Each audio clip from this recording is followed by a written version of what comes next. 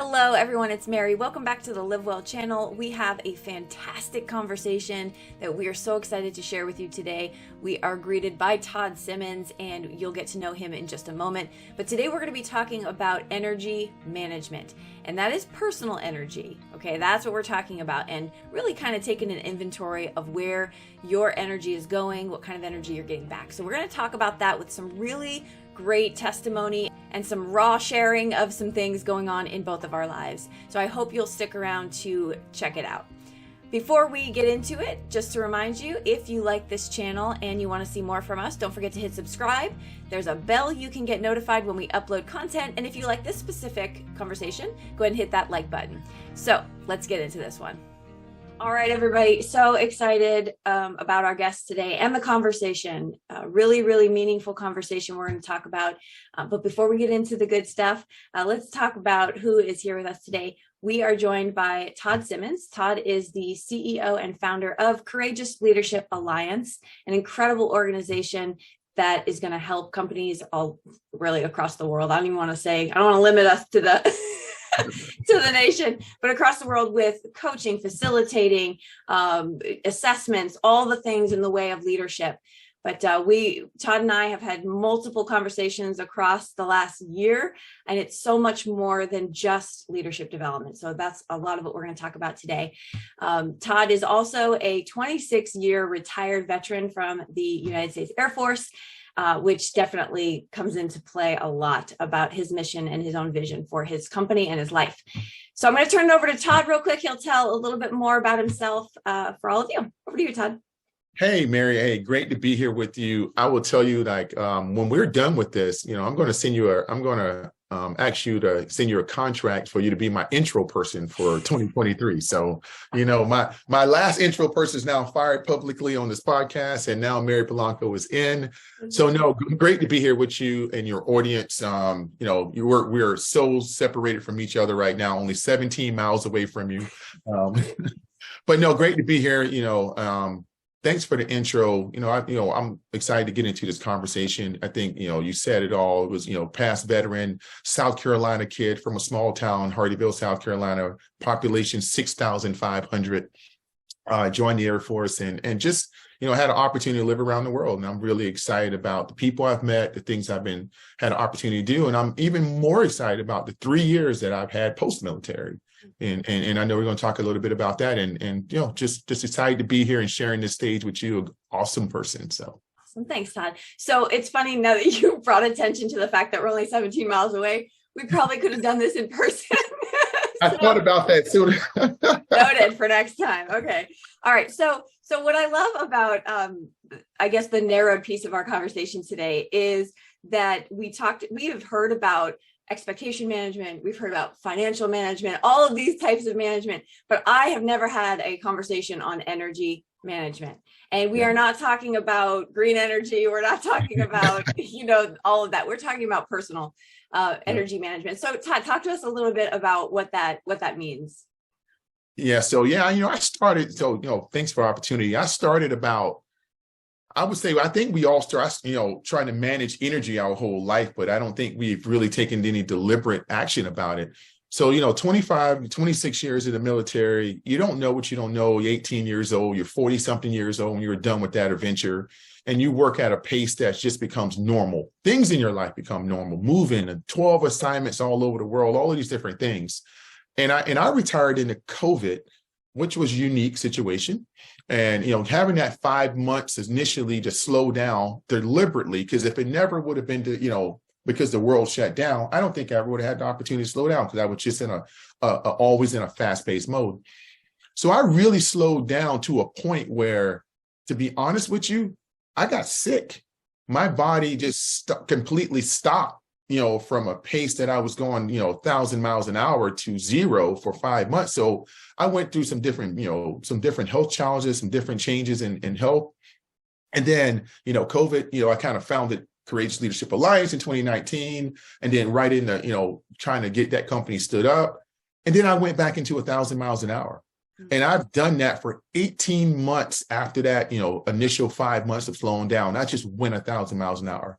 And earlier in 2022, I found myself, to be honest, in a place that I said 3 years ago that I wanted to change my life from, and, how I was going to control. So I retired from the military, and the first time in my adult life, I had all this control, which is not even control, it's choice, and do you have choices when you're in a job or on active duty or just things? Yeah, you have choices, but to completely have the freedom of choice is a rare thing in our adult life.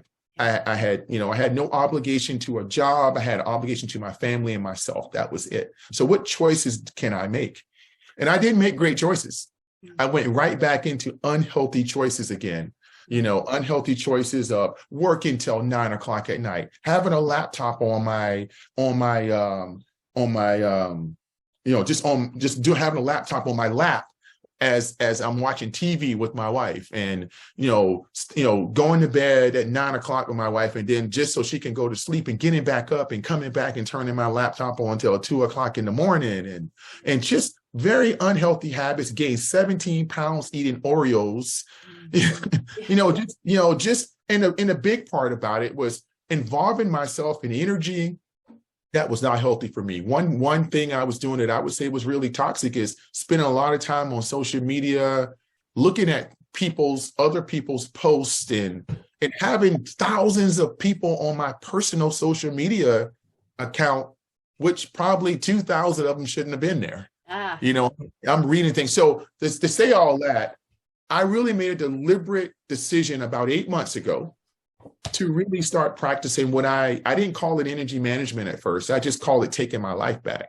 Yeah. And then I started, travel a lot, started writing things down in my journal about what is unhealthy to me, and I started systematically putting this plan together. And one thing was go to bed at 9. The first thing was go to bed and actually go to bed at 9 o'clock.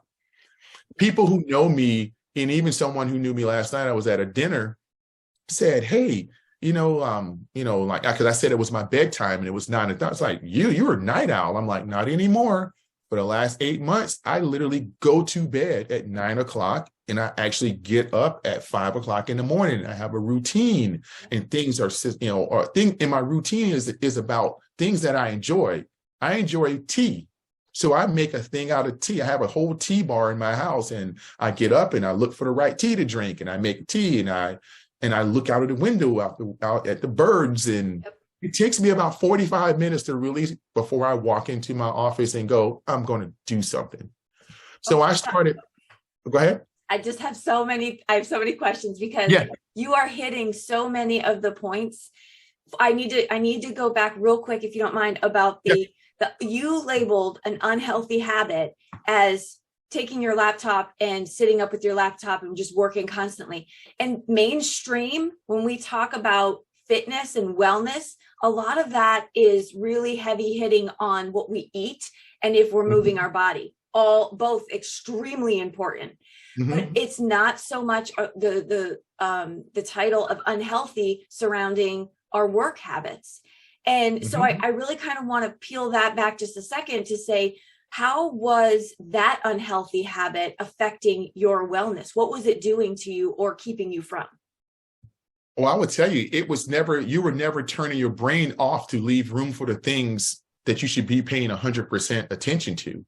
So I might be there present, like physically, when we're watching a TV show, but I might as well be 10 miles away in the office, because I'm there and my entire focus is whatever I'm typing, whatever I'm looking at. Even though there's another human being a foot away from me, I'm not present.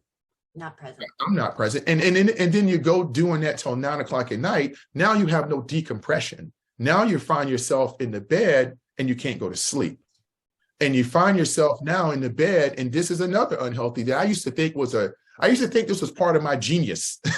I used to think that because I couldn't turn off my mind, and I can now know that I wasn't turning it off, I would get into bed and I would have a great idea. And I thought it was a great idea. It'll be 1 o'clock in the morning and I'll get up and have my phone right next to my bed and I'll start typing in my notes.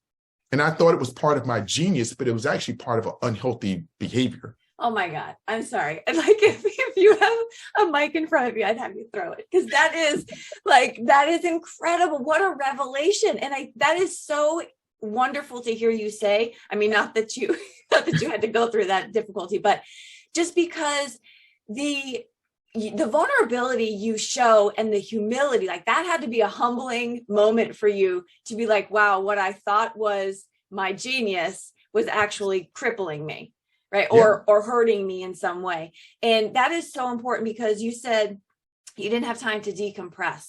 And so really what did you start noticing was coming when you made this shift? What did you start notice was coming to you with the decompression period that you afforded yourself? Well, happiness, joy. So the decompression, cutting things off is giving myself that time to shift my mind from work, thinking about the next thing. Tomorrow have to do these 5 things. I used to make a lot of lists and turning that off and actually, separating myself from everything and having a routine to separate. I'll make tea again. I'll sit at the kitchen table. I'll go walk to the deli. I'll just decompress on something and then try not to do that. And also ask permission. Now, 100% of the time, you're not going to be able to do that every day. There are certain things, especially as an entrepreneur, that I got to take care of. Mm-hmm. But I ask permission. And it's not that I have to ask permission. I ask myself permission. Do I have to do this right now? And then I ask the person who also is going to be affected by it. Right. Hey, I'm going to take care of this for 20 minutes. Yeah. And then it's over. So, and what I notice is that I want to do more things. Transitioning from that living for the weekend mentality and being excited about Tuesday. It's like, hey, it's Tuesday. Yeah. Let's go to the movies, or let's go just do something. Let's go to Home Goods, which is honestly one of my favorite stores. Yeah. And let's go walk around and get another trinket that we do not need for our house. And, so that decompression gave me time to actually enjoy stuff. I sit down, like, I'm sure your audience is going to like take a deep gasp on this. I have never watched Game of Thrones. Me neither, Todd. I've never watched but my wife is the biggest Game of Thrones fan you ever. And I've never, the fact that I've never sat down and watched Game of Thrones with her, because I was like, in the mentality is another thing. And we think that we're doing the right thing when we do this with friends and spouses, but it's like, oh, that's your show. While you're watching this show for an hour, I'm going to go do something else, which gives you an excuse to go do the things that are unhealthy. Like, oh, I'm going to be on here. I'm going to knock this out. Yes. But what I did is the new Game of Thrones show, I forgot the name of it. It's the new prequel, I think. Yeah. The Dark something? I don't know. I started watching that with her, like deliberately watching it with her and like being present in watching it. Yeah. And now I'm a fan. Yeah, and I was for the last 6-7 years, she's been watching this show. You know what? You bring up such a great point. So I find it funny that I haven't watched that show either, but don't be fooled by me. There's plenty of guilty pleasure stuff that I've indulged in. But I think that's a really good point, because, when people glorify their workaholic habits and then quantify it by saying, I don't have time for TV. Like if that's their badge of honor that they do, I think you've explained beautifully why that is really a fallacy in some ways. Like what aren't you giving yourself if you can't sit still?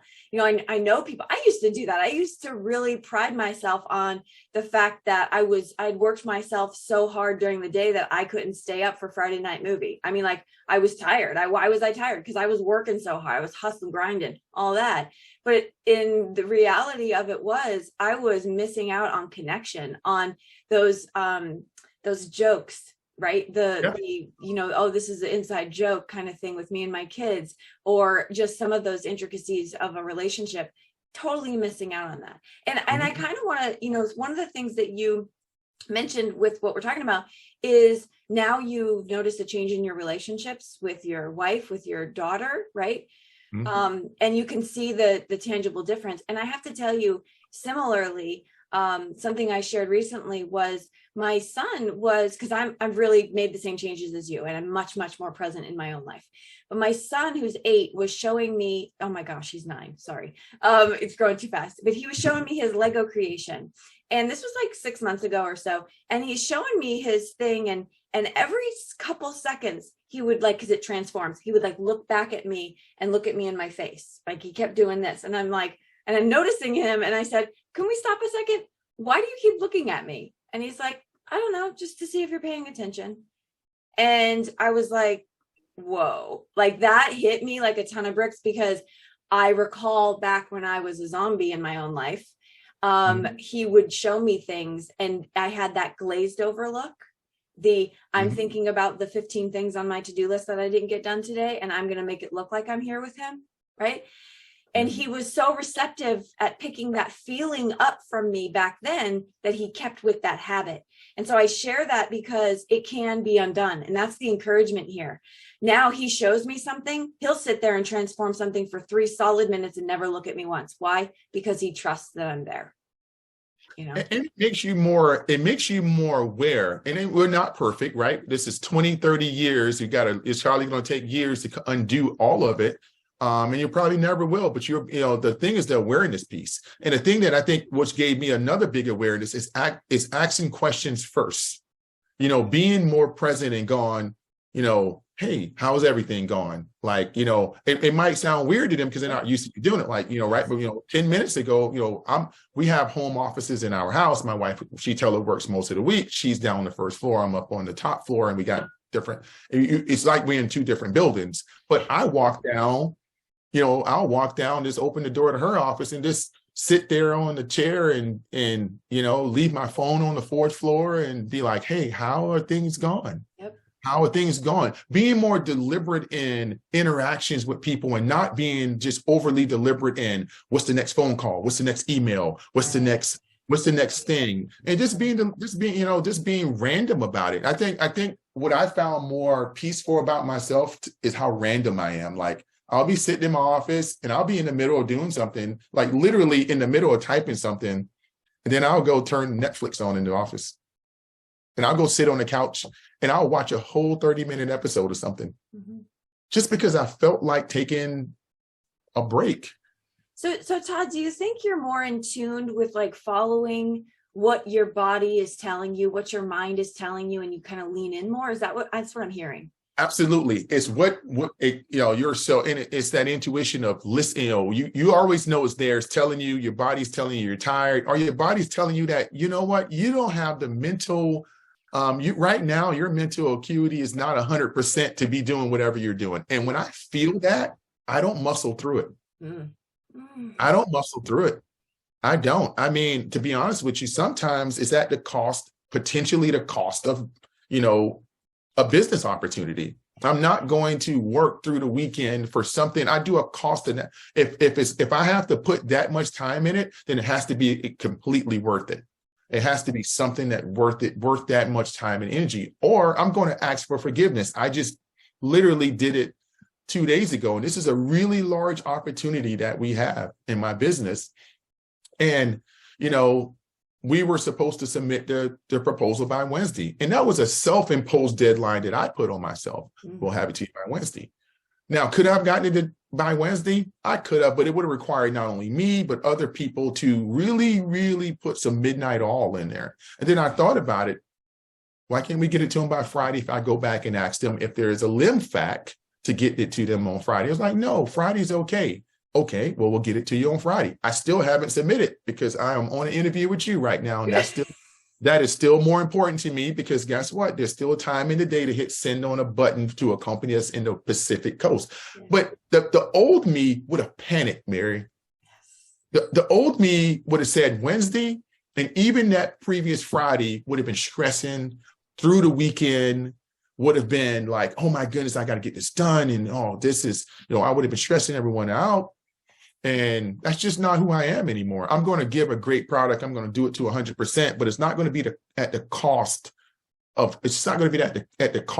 something you can never get back, which is your peace and your mental health. Yeah. And I think that's a point too, because you could turn something in on that deadline, stressed out, and get it in. But when you don't do it that way and you do it the way that you're choosing, you are, I guarantee it's going to be a better product. Oh, yeah, it is. Yeah, it is a better product because I even looked at it this morning. We finally got all the pieces and I sent it to our designer to make the graphic design in the proposal. And I wasn't even stressing. I mean, it was like, she was like, well, I'll get it to you this afternoon. I'm like, okay, and it's just one of those things where I just have chills sometimes remembering my state of mind constantly 24 hours a day. And it really brings almost a sense of sadness to me sometimes because, I reconnected with some people who used to work for me or work with me. And you have to be aware of the human you was, not that you were deliberately that person, but I was not a good person to be around sometimes. Not that I came to work to be a tyrant or I consider myself an empath. I'm very empathetic, but I think the state of mind I was in and the capacity I was operating, I probably was operating off a quarter tank of fuel for 5 years. Yep. And having to drain, or I look at it as a battery. We do this battery exercise. When you have a group of batteries and one battery, you change one new battery, and you have 4 old batteries in there, it's going to drain the power down of that new battery because all those other batteries just drawn on this. And I think, I did little things like I always had these 4 dead batteries and I would put a new battery in by going on leave for a couple of days and it would drain it back down quick. I never changed all the batteries. Yeah. And that's what I equate my life to now is that I finally went and said, stop being cheap. Stop changing one battery at a time. Stop shaking it and putting it in the refrigerator, trying to get some more juice. Yeah. Just go get new batteries. Yes. Oh, but Todd, that's such a brilliant analogy, but it's also so very hard for a lot of us to even imagine what that could look like, so I am completely sensitive to that because I lived through it, and like you, the world stopped from the pandemic and it was almost like we're on this bullet train and we're going, and we would have just kept on it, right? Because it's not stopping anywhere, but then it shut completely down. And then we're kind of like, well, I'm not going to sit here and do nothing. Let me just at least get out and walk. And so we had an opportunity to kind of feel what that was like forcibly to slow down. Yeah. All the while, I'm not going to say it stopped for everyone. Everyone's circumstances were very different. I was dealing with 2nd grade math. But there was, and I joke and jest, but there were definitely, we know worldwide, people who were dealing with some really, really tough, difficult things. I also think it was an awakening of perspective for a lot of folks. It was for me. I was part of the Great Resignation, and I left my job to start something new. And so all great points about, changing out all those batteries. But what would you say to somebody who is, doing the exact same thing that you were doing in just swapping out that one, getting just enough juice back to show up in the morning, but then by the end of the day, completely drained? What's the step they could take, really? What would you recommend?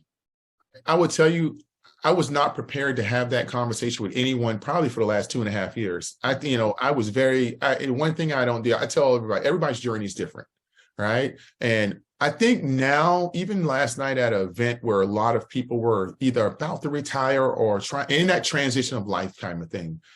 I think 3 years later, as in being on this journey, especially the last 7 or 8 months of really deliberately trying to live this way, I can see it in people's eyes now. And I don't really give the advice. I can see, and it's almost like looking in a mirror. That was me. I can see the symptoms of it. I can see the demeanor of it. I can see all of these things. And usually it's not really advice. It usually starts with, are you okay? Yeah. And it's as simple, and it's like, and it takes about 3 of those because it's like, because the typical answer is absolutely, no, oh, really, like, are you okay? Like, I mean, and then, are you okay? Are you feel, how do you feel? Describe to me. And those are usually people I know okay enough to have those conversations with. But it usually starts there, and advice is typically the first step is, hey, if it's nothing else you do in life, and this is going to be the stereotypical old retired guy. Take care of your health, right? That's what everybody tells us when we're still in and we don't listen. Right. And I say, this is going to be the stereotypical me telling you that you got to start giving yourself some grace to live right now, to live the life that you think you want to live. But you got to start giving yourself some grace because the race you're running right now, and see how you're tired, and to see the things that you're telling me. I really just tell them the facts that they have told me. Everything that you're telling me says that you need to start today figuring out what really is of value to you, what really is a purpose to you, and what really are the things. It's not money, it's not the next job, it's not any of those. What are the things that's going to make you get up in the morning and actually in a dark room see sunshine? Yeah. And that has nothing to do with the money, the jobs. That's the inner peace that you need to find.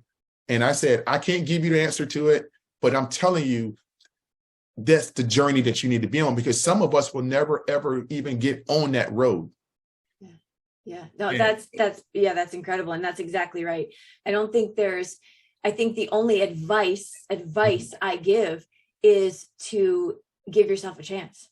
Give yourself a chance to just stop and listen. There's no active advice I could give other than give yourself grace. That's it. And I think that was a huge piece for me as well, was the give myself grace was the first step, and then work on forgiveness was the second step. I needed to forgive what I deem now a lot of self-neglect, because I neglected no one in this world like I neglected myself. I actually posted about that this morning. The beginning state is self-forgiveness. Yeah. And I think, I'm in this space now of I don't want to sound like I'm just some Zen master or something, but because I'm not.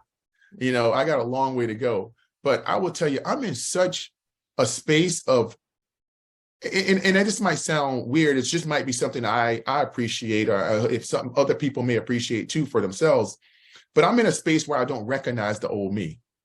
Yeah, same. Yeah. And I don't know, some people can take that different, but I don't recognize the old me, which means that I'm in love with that.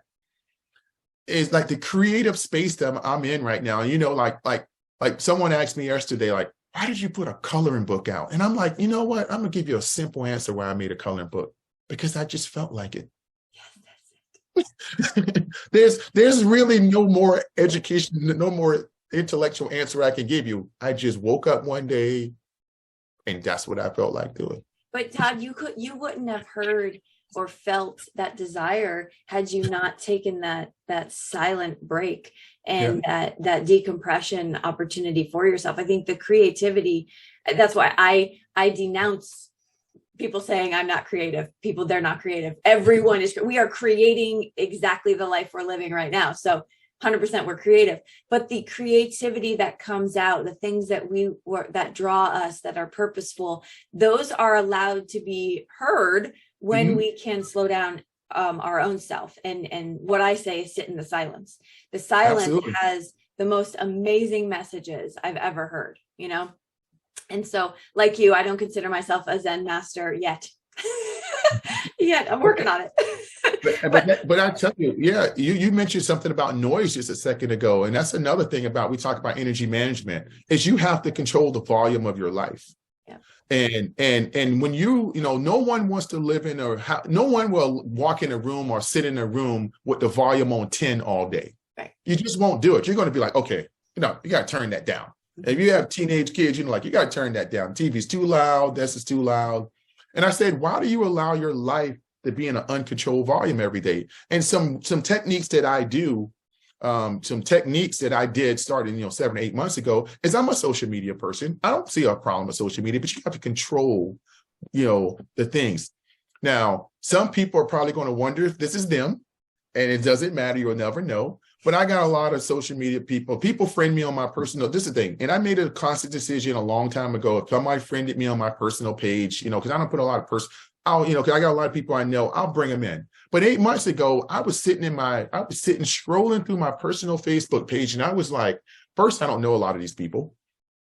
Secondly, that's okay if I don't know you. We might have met somewhere. Secondly, I had a lot of people posting a lot of things on my personal page, I'm seeing on their page and I'm seeing on their feed that I just don't, it's just not aligned with who I am. Yeah. And I was like, really, really taking in, how do I feel? Is this causing why am I stopping on this? I'm stopping on this because it's catching my eye for a positive or a negative reason. And I really started counting how many posts I was stopping on, if I knew you or not, that was catching my attention because it gave me a less than a positive feeling. Mm. And I went, how long does that sit with me?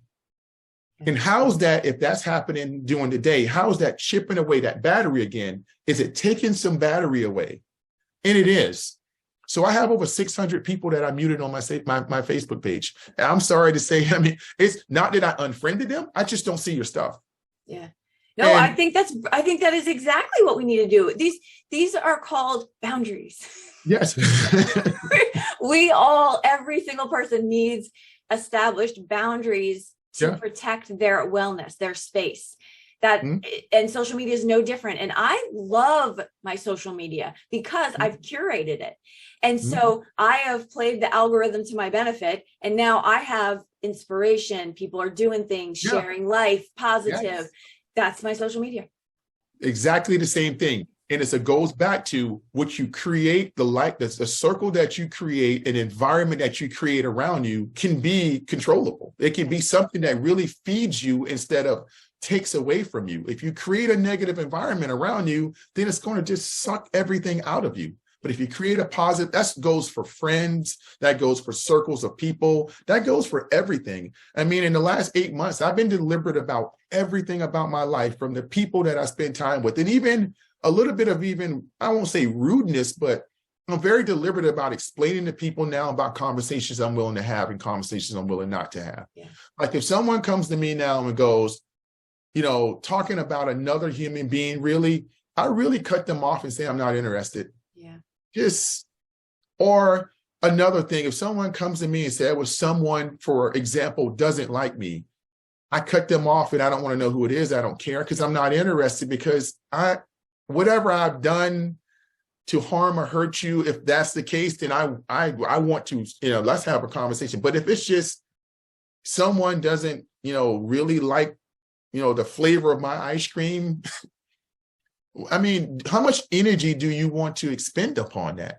Right. No, I'm not even willing to have a conversation about it. Exactly. Well, the conversation is energy. Exactly. And then let's not forget, after the conversation is had, the follow-up energy that's taken as you walk away and reflect on the conversation. Yes. Now I've taken it up twice. Yeah. Now you're wondering, what did I do to this person? Like, why does, but I tell people, if you're set in a set of values that you have, then everything after that is, I know I wake up every day to be the best I can be.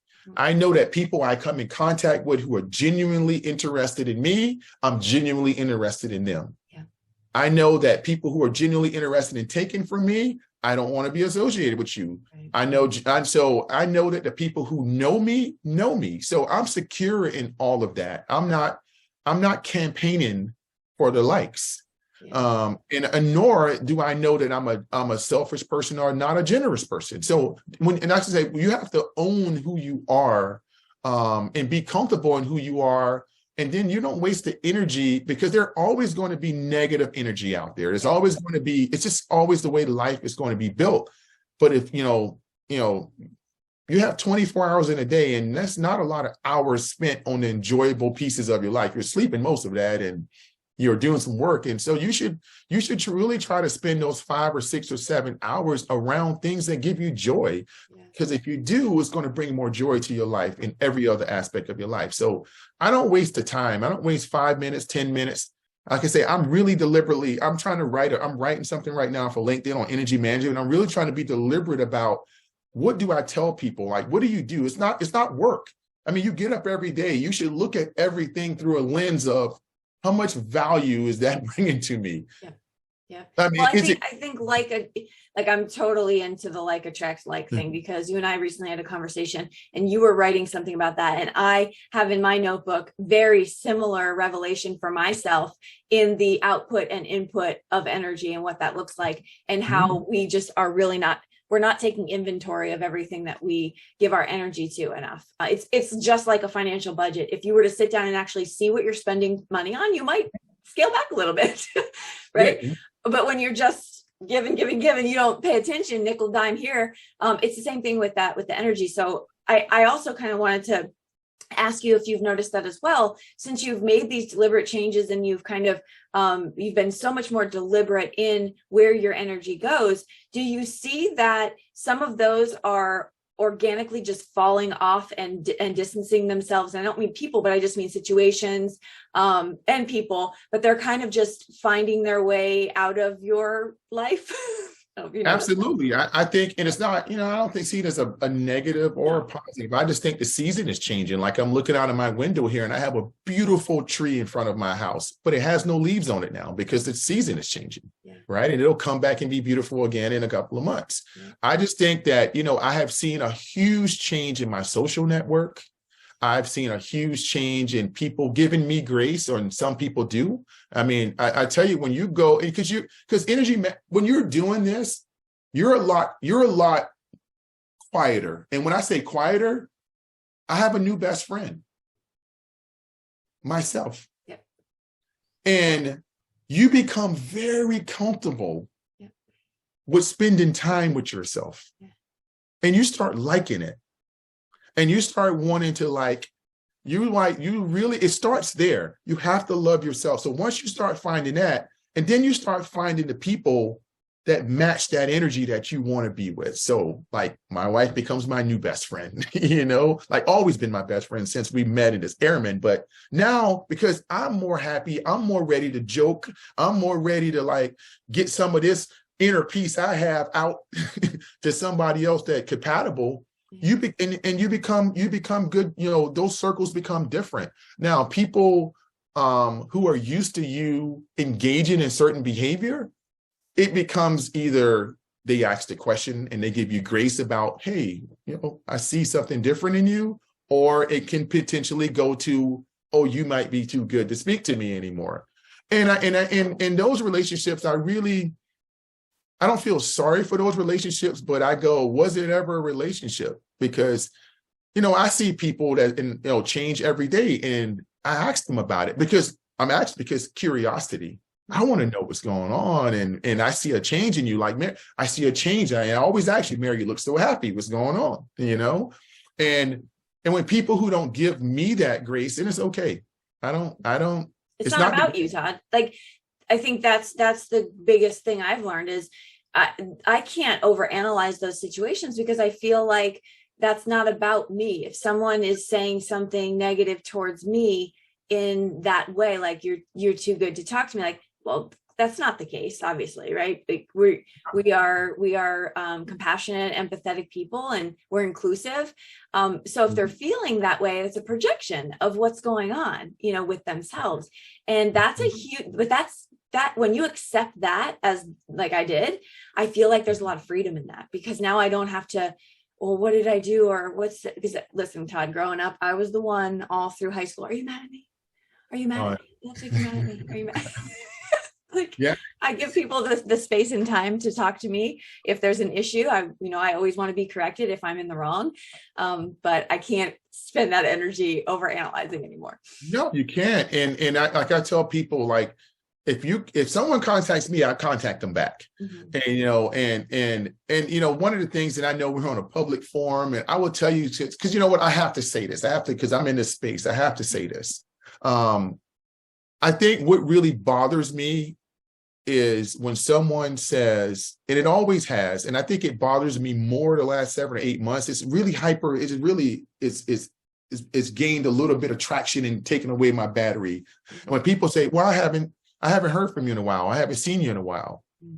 Oh, no. Oh, you don't, or in a way of, you don't, you haven't, and I'm like, I will never, if I have ever done that to someone, I really apologize, because if the undertone is, well, you don't call anyone anymore. And I'm like, that's a really dangerous way to enter a conversation with someone, because that's why I always say, how are you doing? Are you okay? Because you could have not heard from me because I'm in a dark place for 4 months, or you could have not heard from me because I'm in a very good place for 4 months. But if you're not, if it now becomes about you, it really gives me a pause. Yes. Great point. Especially, the way you just worded that, it's a dangerous way to start a conversation with somebody in kind of finger pointing, because you have no idea what anyone's going through or dealing with.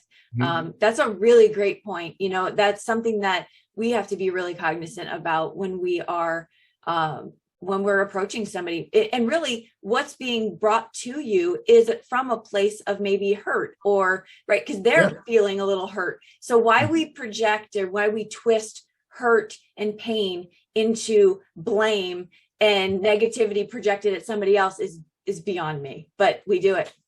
Yeah, and I've been hypersensitive to that, not only for me, because just hearing conversations. I saw a friend the other day that I haven't seen in a while, and we just happened to be in the same grocery store. The same store essentially, and it wasn't that case. It was a very warm, and it really kind of gave me like this insight on how these interactions happen differently. It was a very warm, like, embrace, and hey, and then that's in the end of the conversation was like, hey, from my perspective, it's like, hey man, I need, and it wasn't like he asked for it. It's like, I need to do better. I need to do better at checking on you. I need to do better at reaching out. Let's try to have dinner. Our families have dinner together soon. But that was it. And we spoke for 20 minutes about what was going on, catching up.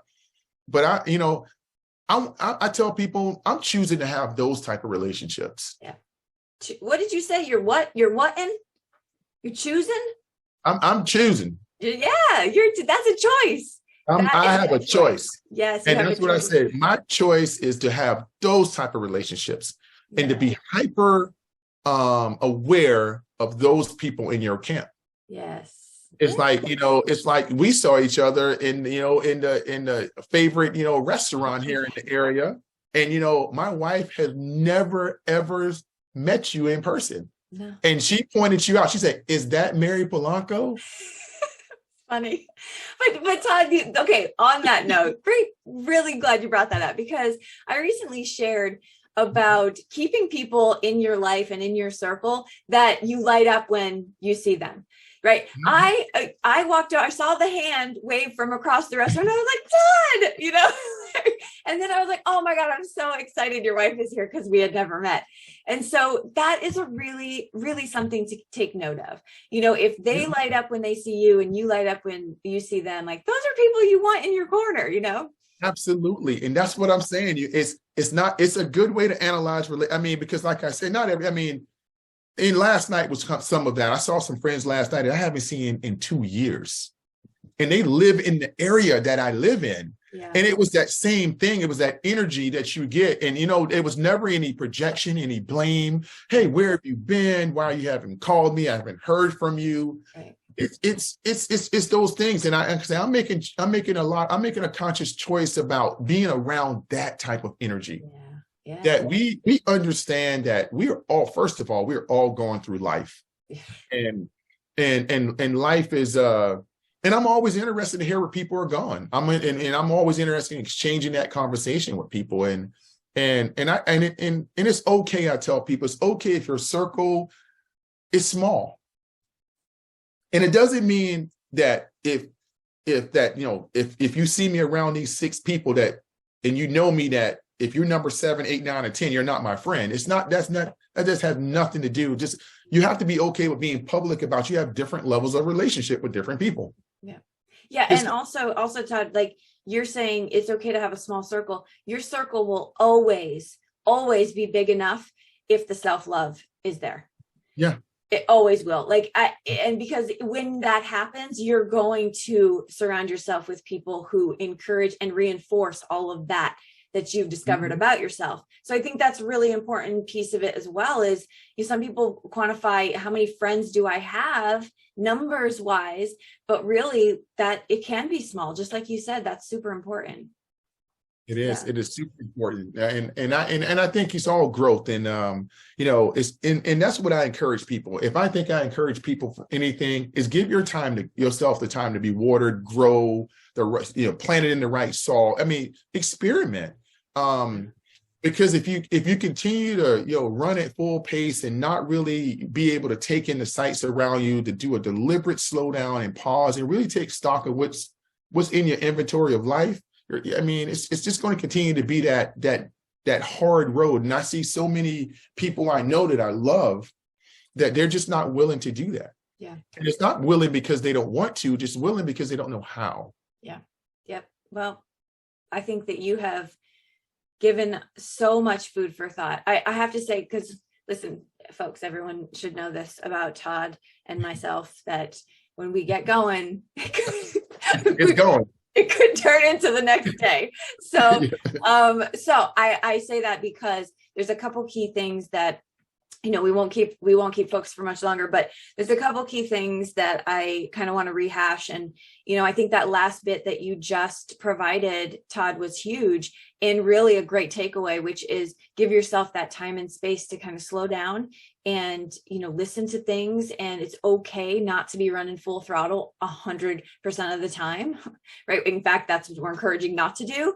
But then the energy management and looking at those three of the categories that are really important. And that is your work, your social media, because that's really prevalent in all of our lives at this point. And then also your relationships, your personal relationships, and really take inventory and stock of where your energy is going in those arenas. Before we close us out, I just wanted to ask you if you had any last things that maybe you didn't get a chance to say in the way of this.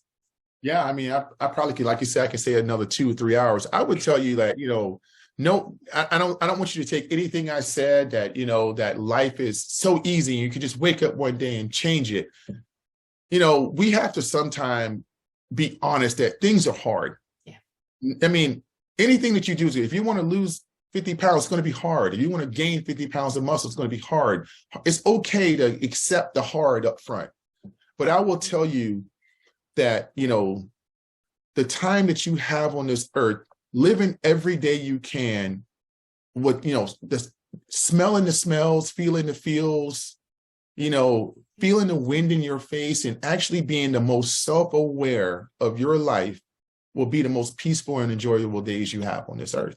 And it's not going to come with making more money. It's not going to become with the fancier cars. It's not going to come up in the house. All of those are honestly probably incentives that will happen when you are more at peace. And I will be honest with you, I found more, if you want to talk about the material things, I found more material growth by slowing down and being more deliberate than speeding up and being a little bit all over the place. Yeah. And so whatever your motivation is, if it's inner peace for your health, for your family, for your spirit, or if it's just growth that you want, the things of your life, it's all going to be centered around this thing of being happy with yourself first. Yeah. Because it doesn't matter how big your house is. It doesn't matter how fancy your car is. If you cannot wake up, if you wake up in a room and the light never comes on and you're just living in darkness all day, then it's not worth the house. It's not worth the car. So just think about if you as a human can be the best you can be, the most peaceful you can be, the most aware you can be, and then you can have everything you want. Now, that's saying it's going to be easy, but think about doing the work for that. Yeah. Oh, I love that, Todd. Todd, thank you so much for joining us today, because I know, and I feel really honored because your energy for this last hour went to us and you poured into all of us, and it's not lost on me. So thank you for that. Before we go, I do want to let folks know something I didn't. Listen, you might recant your hiring on me as your intro person, because what I did forget was to mention that Todd is an author as well. And so you'll see the book pop up on the screen here, but his first book that he wrote, Why Not Me? How would you classify that? Is it a memoir type of book? It's a memoir. It's okay. Classified as a memoir. Yeah. So, and it's an amazing read. You're just really raw and vulnerable and just real. So that's an awesome book. Make sure you pick that up. As well as he mentioned the coloring book. So you'll see that linked below also. And he also has, I don't want to botch this because it's right here. It's right here, Todd. 30 days of empathetic leadership. 30 days of empathetic. Yep. So you can check out all that. All his stuff will be in the description box below, his website, where you can contact him, all that good stuff. So I can't thank you enough, friend. I'm so grateful that you joined us here today. And of course, we're going to have you back and we're going to talk about some more things because we got to break it up in chunks. Anytime. Maybe next time we'll do it from the coffee shop. Oh my gosh, how fun would that be? Yes. Okay, that's it. It's done. We're doing it. All right. Thanks so much, Todd. Thank you so much for joining us for this. I really hope that you got as many takeaways as I did. I was taking copious amounts of notes over to the side if you didn't catch that. Just a lot of great conversation. I want to thank Todd again for hanging out with us and for sharing all of that wisdom. I really appreciate you. Thank you so much. Don't forget, if you want to check out all of Todd's contact information, that's going to be below in the description box. You can expand that and you can see where his website is and books and all the things that he's doing. Highly recommend checking him out further. Thanks so much. We will see you all in the next one. Until then, be well and live well.